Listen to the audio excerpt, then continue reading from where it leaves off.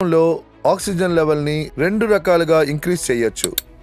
ఒకటి యోగా ఎక్సర్సైజ్ ద్వారా, ఇంకొకటి బయోమాగ్నెటిజం ద్వారా. రెండిట్లో ఏదో ఒకటి చేసి తీరాలి. యోగా ఎక్సర్సైజ్ చేయడం అనేది కోట్లాది మందికి తెలుసు, కానీ అది చెయ్యరు. నిద్రపోవడం అందరికీ ఇష్టం, కానీ బైఫాల్ట్ నిద్రపోకుండా ఎవరు ఉండలేరు. సో మా 3/6, 5.5/6 సైంటిఫిక్ బయో మ్యాట్రసెస్ లో నిద్రపోండి. ఎండ్ రిజల్ట్ ని మాత్రం చూడండి. బయోమాగ్నెటిజం ద్వారా మీ శరీరంలో బ్లడ్ సర్క్యులేషన్ ని ఇంప్రూవ్ చేసి బై డిఫాల్ట్ శరీరంలో ఆక్సిజన్ లెవెల్ ని ఇంప్రూవ్ చేయడానికి హెల్ప్ చేస్తుంది. దీనివల్ల బ్లడ్ సెల్స్ హెల్తీ అవుతాయి. తర్వాత మనకి రాబోయే ప్రమాదం నుండి కాపాడడానికి హెల్ప్ చేస్తుంది. బయోమాగ్నెటిజం ప్రివెన్షన్ కి పనిచేస్తుంది. మన శరీరంలో 95% రిపేర్ అండ్ మెయింటెనెన్స్ వర్క్ నిద్రలోనే జరుగుతుంది. అందువల్ల ప్రకృతి రాత్రినిచ్చింది మనం నిద్రపోవడానికి. అలాగే మనం నిద్రపోయే సమయంలో హైయెస్ట్ ఆక్సిజన్ లెవెల్స్ కావాల్సి వస్తాయి. ఒకవేళ మీరు బయో మ్యాట్రసెస్ మీద పడుకుంటే మీ బ్లడ్ సర్క్యులేషన్ స్మూత్ అవడానికి అది హెల్ప్ చేస్తుంది. బాడీలో ఆక్సిజన్ లెవెల్స్ ఇంక్రీజ్ అవ్వడానికి అది హెల్ప్ చేస్తుంది. అందువల్ల మీరు ఎప్పుడు బయో మ్యాట్రస్ లోనే పడుకోవాలి. అది మన బ్లడ్ సర్క్యులేషన్ ని కరెక్ట్ గా ఉంచి ఆక్సిజన్ ని ఇంక్రీజ్ చేయడానికి హెల్ప్ చేస్తుంది. మన శరీరంలో ఎన్ని ఆర్గన్ పార్ట్స్ ఉన్నాయో దానికి ప్రపోర్షనట్ లెవెల్లో ఆక్సిజనేటెడ్ బ్లడ్ దొరికితే అది బాగా ఫంక్షన్ చేస్తుంది. మన కిడ్నీకి బాగా బ్లడ్ దొరికితే అది సరిగ్గా ఫంక్షన్ అవుతుంది. ప్యాన్క్రియాస్ కి బాగా బ్లడ్ దొరికితే అది బాగా ఫంక్షన్ అవుతుంది. ఏ సమస్య ఉండదు. దాంతో పాటు ఇన్సులిన్ జనరేట్ అవుద్ది. ఎలా మనం నిద్రపోయేటప్పుడు మన బ్రెయిన్ లో పీనల్ గ్లాండ్ అనే ఒక ఆర్గన్ ఉంది. Pineal gland generates melatonin hormone. తర్వాత మెలటోనియన్ హార్మోనే ఒకే ఒక హార్మోన్ మనకి నిద్రని ఇవ్వగలదు. పీనల్ గ్లాండ్ ఎప్పుడు మెలటోనియన్ హార్మోన్ ని జనరేట్ చేస్తుందంటే దానికి కరెక్ట్ అయిన మోతాదులో ఆక్సిజనేటెడ్ బ్లడ్ దొరికినప్పుడు. ప్రాపర్ మోతాదులో ఆక్సిజనేటెడ్ బ్లడ్ దొరికిందంటే పీనల్ గ్లాండ్ మెలటోనియన్ హార్మోన్ ని జనరేట్ చేస్తుంది. అప్పుడు మనం 8 గంటలు ప్రశాంతంగా నిద్రపోవచ్చు. ఒకవేళ పీనల్ గ్లాండ్ కి ప్రపోర్షనేట్ ఆక్సిజన్ లెవెల్ దొరకకపోతే అప్పుడు పీనల్ గ్లాండ్ ప్రాపర్ ప్రపోర్షన్ లో మెలటోనియన్ హార్మోన్ ని జనరేట్ చేయదు. అప్పుడు మన నిద్ర చెడిపోతుంది. 2, 3, 4 గంటలే పడుకోగలం. అడల్ట్ బాడీకి మాక్సిమం 8 గంటల సేపు నిద్ర అవసరము. బయోమాగ్నెటిజం మన శరీరాన్ని బ్యాలెన్స్ చేయడానికి హెల్ప్ చేస్తుంది. ఒకవేళ మీరు ఎక్కువసేపు నిద్రపోయినా అప్పుడు మీరు వ్యాధిగ్రస్తులే. తక్కువ నిద్రపోయినా అంతే. బయోమాగ్నెటిజం టాప్ టు బాటమ్ మీ శరీరంలో హెల్ప్ చేస్తుంది. ఎందుకంటే ఇది సర్క్యులేటెడ్ సిస్టమ్ లో పనిచేస్తుంది. శరీరంలో ఆక్సిజన్ ఇంక్రీజ్ అవుద్ది. అప్పుడు మన శరీరం బ్యాలెన్స్ అవుద్ది. బ్లడ్ సెల్స్ హెల్తీగా ఉంటాయి.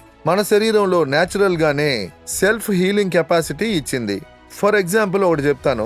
నా చేతి మీద ఒక స్క్రాచ్ ఏర్పడితే, అదే విధంగా కార్ లో ఒక స్క్రాచ్ ఏర్పడితే 3 నెలల తర్వాత ఏం స్క్రాచ్ కనిపిస్తుంది? చేతిలో ఉన్న స్క్రాచ్ కనిపించదు. లెఫ్ట్ లో స్క్రాచ్ అయిందా, రైట్ లో స్క్రాచ్ అయిందా అని మనకే తెలియదు. కానీ కార్ లో చూసారంటే సెల్ఫ్ హీలింగ్ కెపాసిటీ లేదు. అంటే హ్యూమన్స్ కి మన మనిషి బాడీలో నేచురల్ గా హీల్ అయ్యే కెపాసిటీని బాడీ ఇచ్చింది. ఈ ప్రపంచంలో మనుషులే కాదు జంతువులకు కూడా ఆ కెపాసిటీని ఇచ్చింది. అడవిలో బ్రతికే పులి కూడా భూమితో కలిసింది, ప్రకృతితో కలిసింది. అంటే పులి చూసారంటే భూమి మీదే పడుకుంటుంది, నీళ్లని తాగుద్ది, ప్రకృతిలోనే జీవిస్తుంది. అది మాత్రమే కాదు, రోడ్డు మీద ఉన్న కుక్కలు కూడా భూమితోనే కలిసి ఉన్నాయి. మనిషి కూడా అంతే, ప్రకృతితో కలిసి ఉన్నాడు. కానీ వాడి శరీరం 150 సంవత్సరాలకి సృష్టించబడింది. కానీ 40-50 ఏళ్లకే అది చెడిపోయేలాగా చేసి నాశనం చేస్తున్నారు.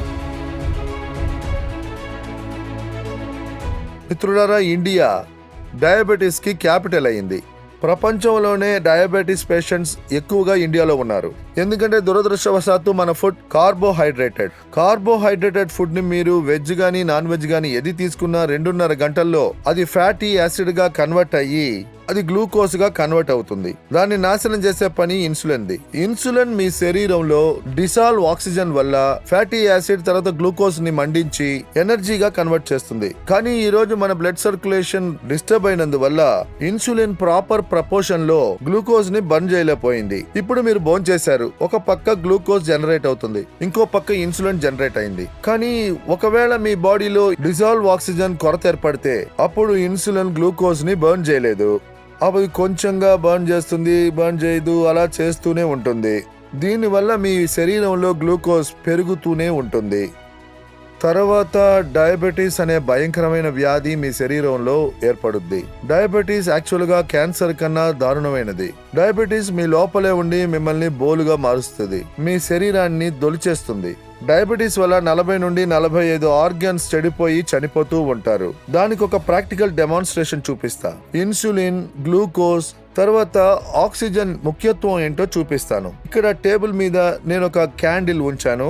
దాంతో నేను మీకు ఈ డెమాన్స్ట్రేషన్ చూపిస్తా. మీరు బాగా చూడండి, నేను ఏం చేస్తున్నానో గమనించండి. ఈ ఎక్స్పెరిమెంట్ ని మనం స్కూల్లో కూడా చేసాం. ఇప్పుడు నేను ఈ క్యాండిల్ ని వెలిగిస్తున్నాను. ఇప్పుడు ఈ క్యాండిల్ వెలుగుతుంది. ఈ క్యాండిల్ బాగా వెలుగుతుంది. ఇప్పుడు నేను దీని మీద ఈ గ్లాస్ ని బోర్లో పెడతాను. మీకు తెలుస్తుంది శరీరానికి ఆక్సిజన్ ఎంత ముఖ్యమో. నేను ఇప్పుడు ఏం చేస్తున్నాను, ఈ క్యాండిల్ మీద ఈ గాజు గ్లాసుని మూస్తున్నాను. ఇప్పుడు తర్వాత ఏం జరుగుతుందో చూడండి. దీని ద్వారా దీని ముఖ్యత్వాన్ని మీకు చెప్తాను. మన శరీరానికి ఆక్సిజన్ ఎంత ముఖ్యమో తెలుసుకుంటారు. ఇప్పుడు బయోమాగ్నెటిజం మన శరీరంలో ఆక్సిజన్ లెవెల్ ని ఇంప్రూవ్ చేయడానికి హెల్ప్ చేస్తుంది. చూసారా, క్యాండిల్ ఆరిపోయింది. చూసారా, నేను ఇదే మీకు చెప్పాను. ఇప్పుడు మీరు తిన్నది గ్లూకోజ్ గా మారిపోయింది. ఇన్సులిన్ తయారైంది. ఇప్పుడు ఇన్సులిన్ గ్లూకోజ్ ని ఎలా బర్న్ చేయగలదంటే మన శరీరంలో ప్రాపర్ గా ఆక్సిజన్ ఉంటేనే. ఈ క్యాండిల్ ఎగ్జాంపుల్ నేను ఎందుకు ఇచ్చాను మీకు? క్యాండిల్ వెలిగింది, తర్వాత 15 సెకండ్లో ఆరిపోయింది. క్యాండిల్ 15 సెకండ్ల వరకు ఎలా వెలిగింది, తర్వాత ఎలా ఆరిపోయింది? దీనికి ఒకే కారణం, ఆక్సిజన్ కొరతే. ఆక్సిజన్ దొరకకపోతే అది ఎలగలేదు, ఆరిపోతుంది. సో ఇన్సులిన్ పని అదే. ఇన్సులిన్ గ్లూకోజ్ ని మండిస్తుంది. కానీ గ్లూకోజ్ ని ఎలా మండించగలదంటే మన శరీరంలో సరిపడే అంత ఆక్సిజన్ ఉండాలి. ఇప్పుడు బయోమాగ్నెట్ ఏం చేస్తుంది, మన శరీరంలో ఉన్న బ్లడ్ సర్క్యులేషన్ ని ఇంప్రూవ్ చేసి శరీరంలోని డిజాల్వ్ ఆక్సిజన్ ని ఇంక్రీజ్ చేస్తుంది. అప్పుడు ఇన్సులిన్ పెరుగుద్ది, ఇక్కడ గ్లూకోజ్ పెరుగుద్ది. అప్పుడు సరైన మోతాదులో ఆక్సిజన్ దొరికిందంటే అప్పుడు ఇన్సులిన్ గ్లూకోజ్ ని ఈజీగా బర్న్ చేసి దాన్ని కన్వర్ట్ చేస్తుంది. ఆ తర్వాత శరీరంలో డయాబెటీస్ అనే వ్యాధే ఉండదు. ఎందుకంటే డయాబెటీస్ చాలా భయంకరమైన ప్రమాదకరమైన వ్యాధి. సో ఈ ఎగ్జాంపుల్ మీకు అర్థమైంది అనుకుంటాను. శరీరంలో ఆక్సిజన్ అవసరం చాలా ముఖ్యం. మన శరీరంలో ఉన్న బ్లడ్ సెల్స్ ఆక్సిజన్ వల్లే బ్రతికున్నాయి. సో ఇదే ఆక్సిజన్ ముఖ్యత్వం.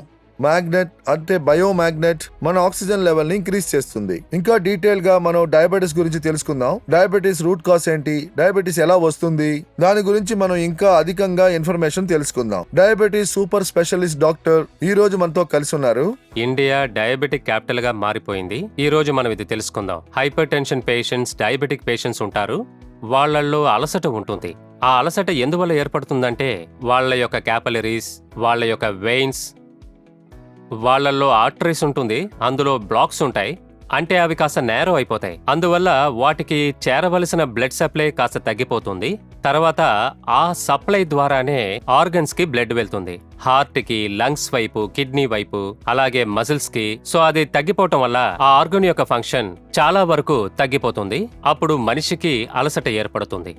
మరి ఈ అలసట నుండి మీరు తప్పించుకోవాలనుకుంటే అప్పుడు క్యాపిలరీస్ ని మీరు క్లీన్ గా ఉంచుకోవాలి, వెసల్స్ ని క్లీన్ గా ఉంచుకోవాలి.